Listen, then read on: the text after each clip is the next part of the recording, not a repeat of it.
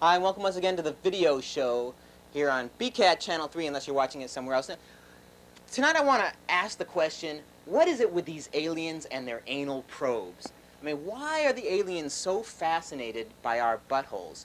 You'd think, especially after, I mean, first of all, why go all across the universe, travel all over, and come here and look in our butts? I mean, does it make much sense? I don't know. That's the question we're asking tonight here on the video show, because this alien anal probe phenomenon is really getting out of hand, and something's got to be done about it. And I mean now. I mean, you'd think that after probing humans for centuries, they'd know pretty much all there is to know about our buttholes. I mean, do our anuses really change all that much over the centuries? Did they lose something in there years ago? Maybe our butts are the center of their religion. You know, they have like giant human butt. They probably don't have butts of their own. You know, that's a possibility. I don't know. They've been described by Whitley Strieber and Communion as sort of insect-like, you know, like praying mantises. Maybe they're laying eggs in our anuses, which take like 50 years to germinate. It's possible. Of course, praying mantises eat their mates, so it's kind of a dangerous situation all around.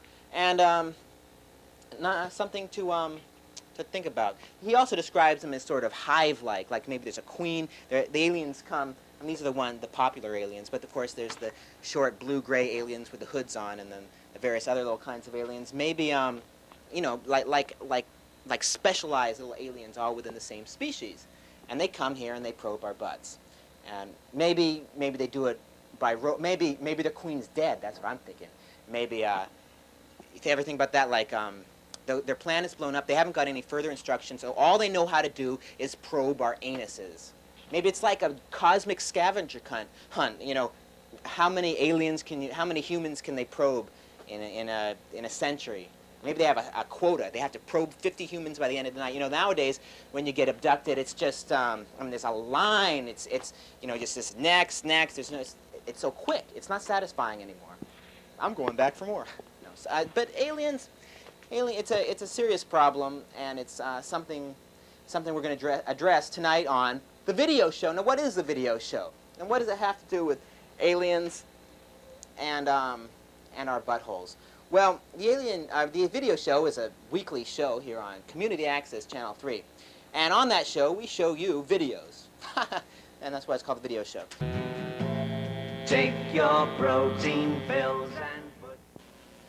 Well, that's all I could show of Summit University Forum. It's a 2-hour tape, actually.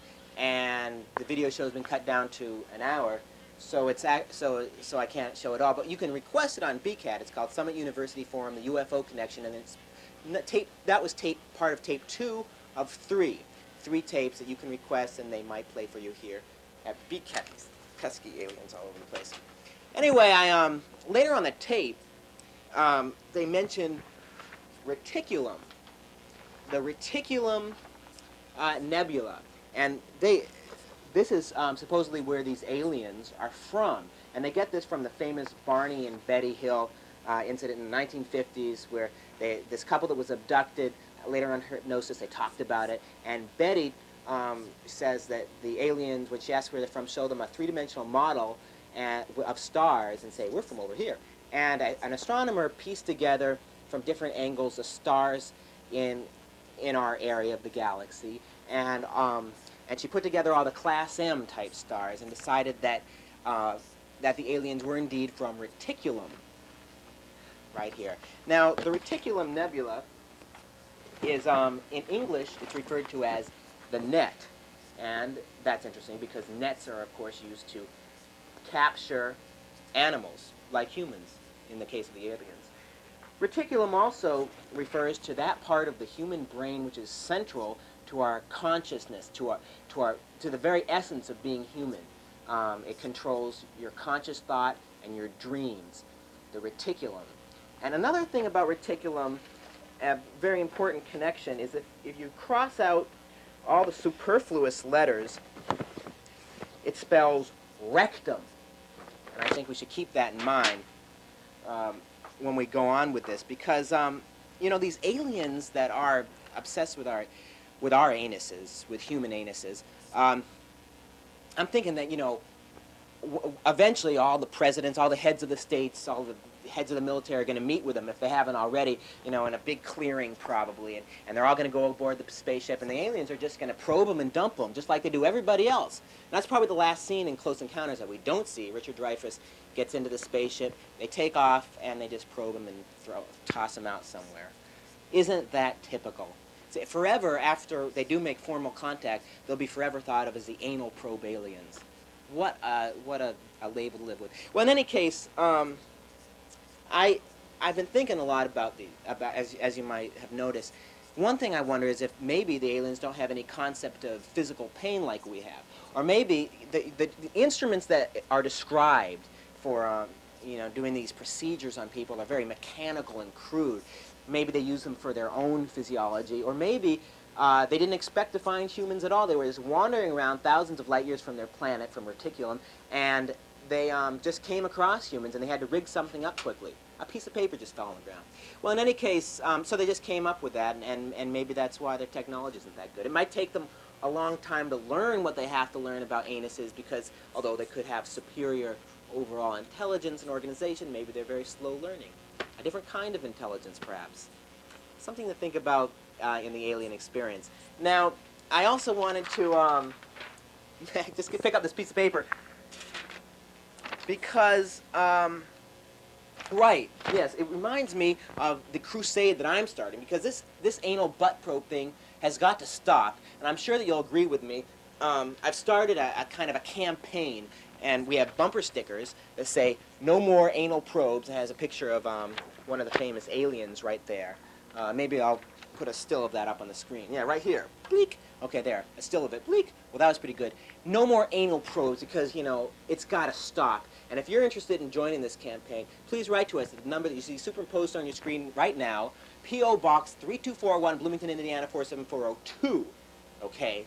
And when you write the 2, make it kind of a backwards 5, if you know what I mean. So next we're going to see an interview. We're going to listen to an interview by a Bloomington man who was also had an encounter with these beings. And this guy talks a lot about, he mentions Whitley Strieber's book, Communion. And let's see.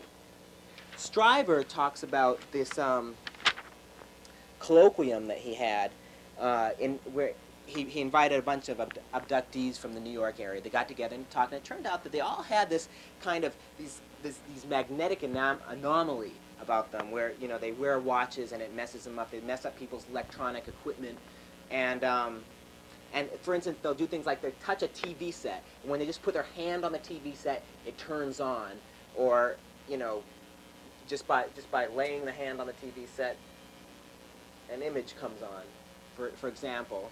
Or then they just have to touch the TV set again to turn it off.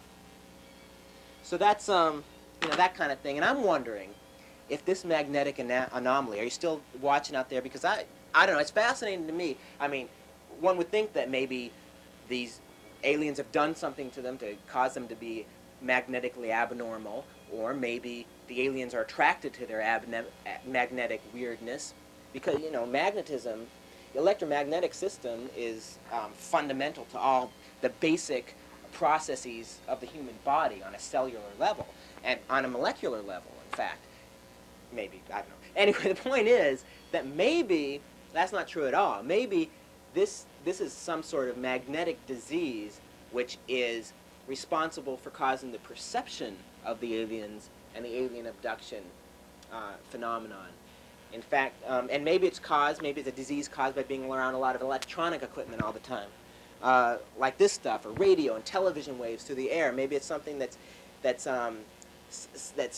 messing something basic and central in our consciousnesses, in the central core, in our reticuli up, and it's causing these major visceral hallucinations.